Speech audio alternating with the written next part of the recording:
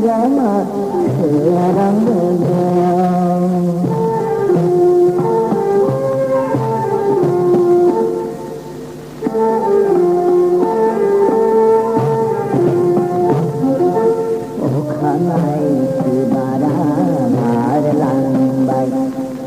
đau mà đau thay bơ hà bơ lăng